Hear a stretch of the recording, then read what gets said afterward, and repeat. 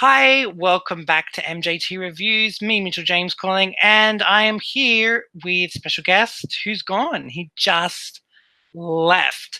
I was just about to introduce him and he left. This is Australian internet at its finest. Connection has run out, so he's no longer with us. Hello. Oh, he's back. He's back. I was just saying, how good is Australian internet? I'm sure you'll agree. Fuck, stupid. All right. What's the internet like in Vietnam? It's fine. When before I came here, I expect it to be way better. Here, it's like fuck this shit. Except for the NBN thing, once my old house we switched to NBN, that was incredible. But man, this house is shit internet. Sorry to disappoint you. So let's hopefully not disappoint you with Azerbaijan, Truth by Chingiz. Oh, So Truth. yeah, go check out Truth. All right. Oh, okay. Yeah, interesting. I don't know much about the country, so I guess it brings some cultural elements of the country here. Yeah, I think so because it looks quite unique, and yeah, I think it's special. But how to say, the tempo of the song, it's too stable. You might expect it to go, the intensity to increase, but then just repeat the first half and the last part of it just repeat the same tempo, so it doesn't reach the intensity as I expected. But I think that's fine. Yeah, so you're thinking of the sounds of like doom ring ring ring, like the strumming and stuff. Yeah, I think so. They should add more stops, towards the end to make it more intense. Mm-hmm. Yeah, but you were looking for progression and you didn't get any. Yeah, that's what I think. Is I think 90% of the songs have that progression, but this one does not have that one. Yeah. Would you think that this song is hooky? Like, yeah, like catchy. Not too bad. Not too bad, catchy. Mm-hmm. Yeah, I think it's fine. Mm-hmm. What do you think of the shut up lines? Yeah, that's a good melody. So what do you think of him as a singer? Yeah, quite nice in his voice. I think he's a good singer. Very confident and very passionate. That's what I think of him. But I don't think this song, creates enough opportunities for him to show off his voice. Yeah, I think he might perform better with another song. I don't know. Okay. Interesting. How do you think this will go live? Are you thinking the cultural elements will match the music? Yeah, it matches, but I don't know how they're going to bring it to the stage. So yeah, kind of wait to see it up there. Okay, cool. All right, thanks so much, Lam, for your take on Azerbaijan. It's really interesting. Hi, I'm here with Elysse Turner. She's joining us for the review on Azerbaijan, Truth by Chingiz. Hi, Elysse. Hello, how you doing? I'm gonna stop. Wonderful. 3 for 3. Really the Ariel costume is how are you doing today? Okay. Just different personality questions. So, yeah, we're talking about Azerbaijan Truth. I want to know Elysse's truth. So let me know your review, Elysse. My truth or my review? Those are two different things. Oh. We'll get into the review. We'll break it down musically. We'll get into the facts. How about that? Yeah. So we have a male singer, and we have one language, which is English. And our vocal range is F sharp 3 to D sharp 5, which I think that's about average for our vocal ranges at the moment. It's not too big. It's not too small. It's just right. I feel like it's a fairy tale. Our key is in G sharp minor, and we've got a 4/4 time signature at 101 beats per minute, which is a moderate speed. We got 3 chords, so you all know that 3 chords can go either way for me. 2 chords is even more so contentious. But our 3 chords for this song are G sharp minor. We got chord number 6, which is E major. And chord number 7, which is F sharp major. Oh, that's F sharp minor, I'm so sorry. That one's happier. So only 3 chords in this song. So that's definitely an interesting thing. But I guess we'll come back to that. Our vocal, actually, will we? No, we won't come back to that. 3 chords. They do it well. Like it's not too boring. The musical instruments are enough to sort of keep interest, and it is a very dancey song. So therefore, the 3 chords can sort of work. It's not too similar in each section. It's just enough to keep you on edge and listening to the melody, which is, I guess, the hero of this piece, much more so than the chords, which is good. So we're seeing more of a yay like Estonia than a nay like Slovenia. Yeah. Because it's just, I don't know, the focus of Slovenia, I think my issue with Slovenia, I've been thinking about this a lot, right? Why don't I like this song? I think the issue is that the focus of those chords is much greater. There's so much downtime in those chords, whereas in this one, there's less downtime. It's much more, we'll go into the next section, we'll just keep singing, and that's fine. Like, that's a good thing. And it takes the focus away from the lack of chords and keeps the interest in the melodic progression and how the vocals stand out and how the vocals adapt and change with the song. So it works. That's the conclusion there. So our instrumentation, we have our vocals. We have an acoustic guitar with a lot of reverb. I had to note that because, it's very echoey, which is not a bad thing. Then we have synth carrying the heavy weight, which is covering the bass, the main chordy bit. So it's like a keyboard being played, probably to play that with some fancy like synth sounds. We got some electric guitar being covered by it and some high-pitched ethereal sort of sounds in the chorus. And then we've got our electric drums. So it's 90% of this song is made up of synth, but that's okay because it is quite a dancey song, and it makes it work. It's our longest intro so far, 10 bars, which is quite a bit when we talk about the real estate of time in Eurovision. But yeah, so we're followed up with verse 1, which is 8 bars, our pre-chorus, which is also 8 bars, our chorus at 12, our verse 2 at 8, our chorus at 16, so we get slightly longer chorus, and then a build/bridge section, so less on the words, which is why it's a bit of a build, at 8, and then our final chorus at 16 bars. So very simplistic structure, not too much going on in terms of variation, but the chorus is not like overdone to death, so that's a positive. Yeah. Those are my musical notes. Okay, great. What do you think of him as a singer? Can I just say, if you're going to enter a song into a song contest, you need to have your song on Spotify.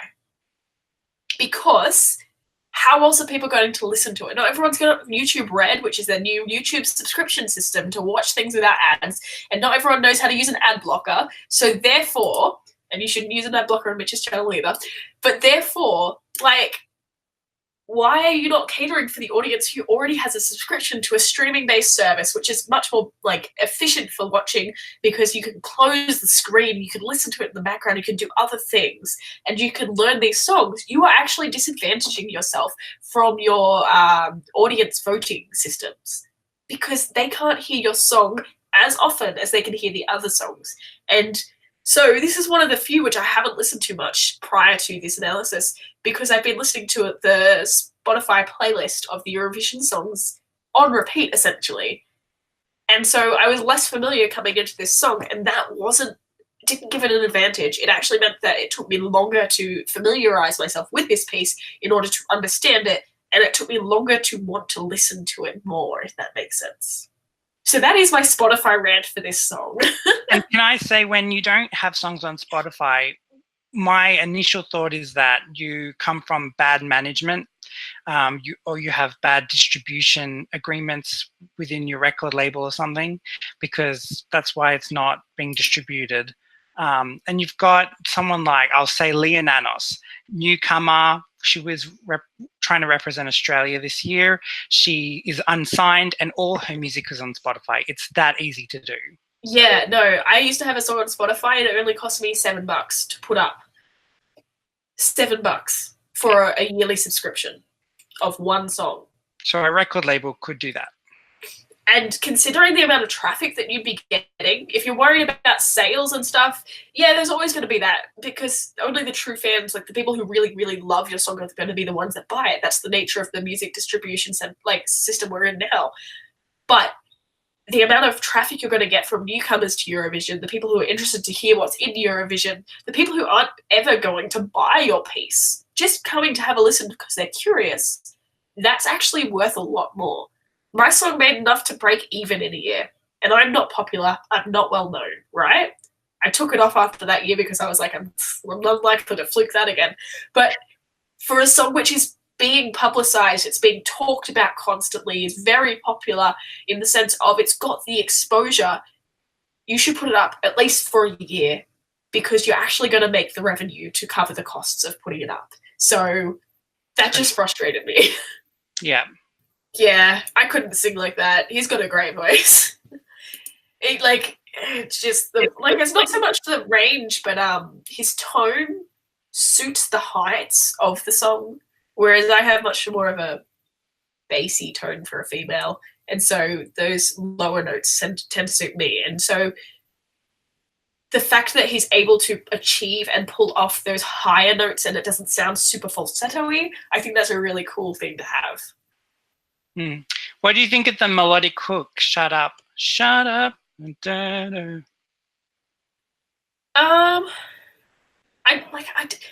It's a bit like the Sandstorm, not Sandstorm, the Darude song. What was it? Iceland? No. Finland. Look away. Finland. Yeah, it's like the hook for that one was look away. This one's shut up. You could match this one to Resilience or something, I guess. Sorry? You could match this one to Resilience or something.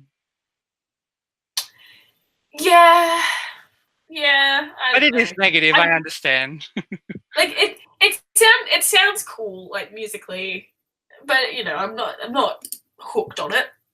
But then again, maybe it's because it wasn't on Spotify and I didn't have enough time to get accustomed to it. Do you remember hearing some cultural elements in this song? No, are there? I feel like slightly. There's a little bit of, you can just tell this is more in the Caucasus area of the world. Yeah, like you mean with the acoustic guitar, like at the start, you mean? Yeah. Yeah, I quite liked that. That was one of the standouts, I think, of the piece, having that acoustic guitar contrasting with all the electronic stuff. I thought that was really cool. Awesome.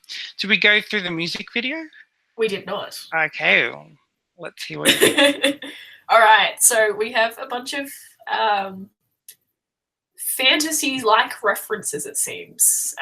Mermaids, spiritual beings, cat eyes, full black eyes, and some really odd makeup and lighting stuff going on. So I thought that was a really cool thing. Also, the UV makeup for that chick, on point.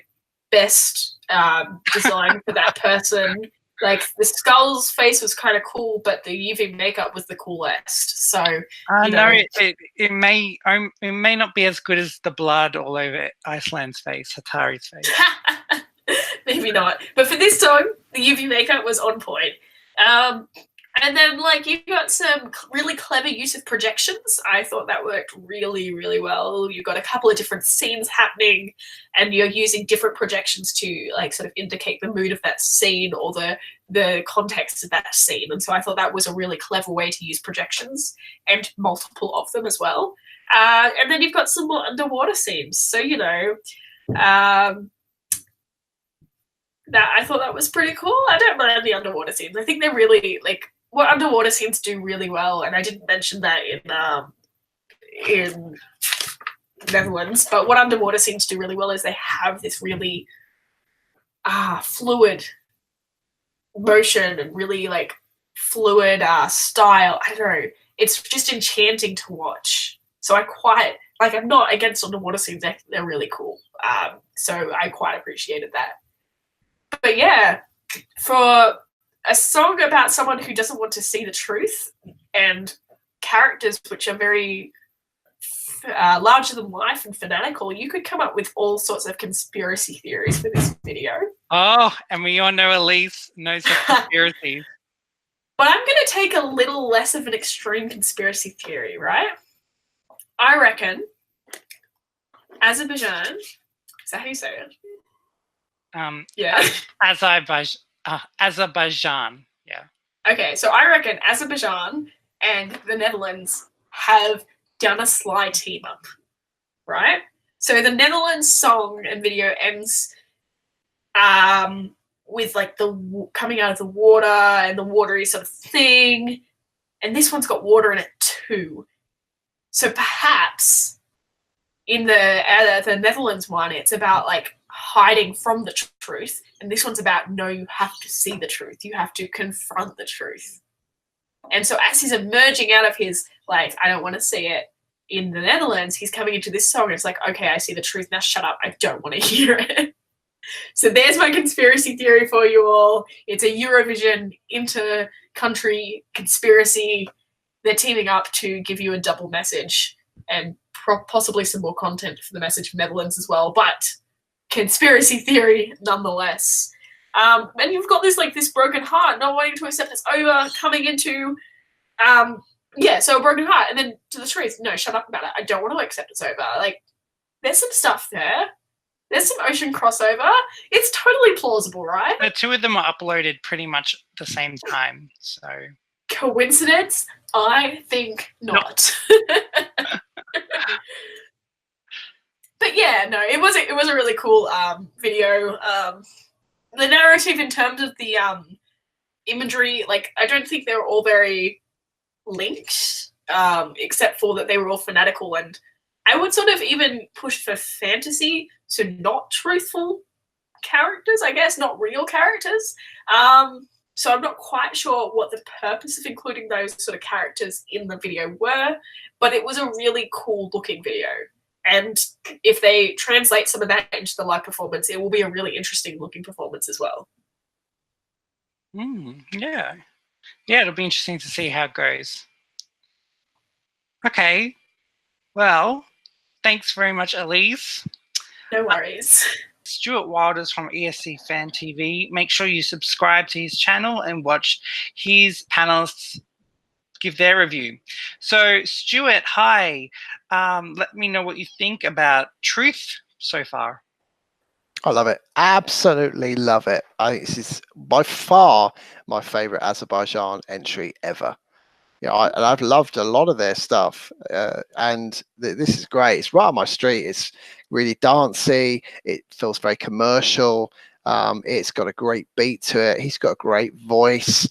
I haven't seen him perform this live, but I love everything about this song. Listen to it on the radio, and I just think, wow, this could be a real surprise package in Tel Aviv. Yeah. Are you expecting this to be a hashtag banger? It's a weird tempo it's at. Already is for me, Mitchell. Absolutely great. Loving it. Yeah, it's something you can really sway to and groove to.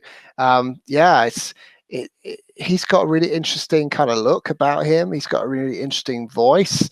I can't honestly say how it's going to be performed live. I'm hoping it's going to be, have a real sort of performance behind it.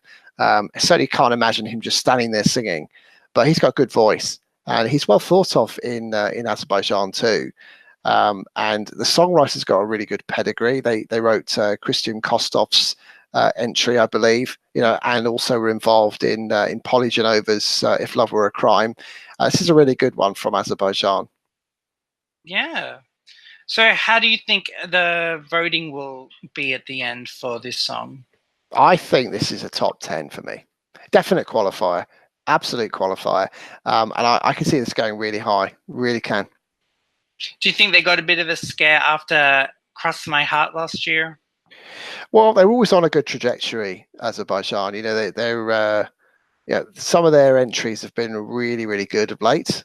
And you know, even the one with the sort of the horse head, I always forget that which one that was called. You know, it's Skeleton, was it? Skeleton, yeah, that's right, yeah. But even like that one, I thought that one was really, really good. Yeah, so last year's entry, Cross My Heart, just failed on everything really. The song I didn't like. I thought lyrically it was really poor.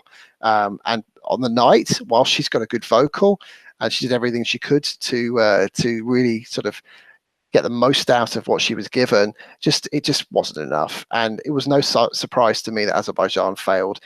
This, on the other hand, would be a massive surprise to me if this doesn't qualify. I'd be shocked.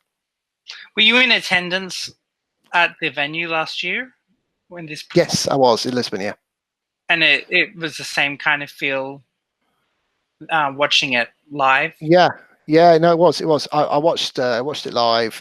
I watched the jury and I was sat down watching it, and then I watched the semi-final one stood up in the what they would call the golden circle, and it just had this real sense of it just not going to do anything. I don't know why. It was just really kind of eerie. On first, and it just didn't do anything, and it proved it in the votes. But you know, it only finished 11th, so it just narrowly missed. So yeah, even with a song which is a bit mediocre, Azerbaijan, nearly made it through. So this is no question. This is going through. No, yeah, okay, great. Thanks, Stuart, and thanks to everyone else. You can subscribe to see more videos. And until next time, bonsoir Europe. Thank you very much. Goodbye. Who will make the cut? Who will win our hearts? MJT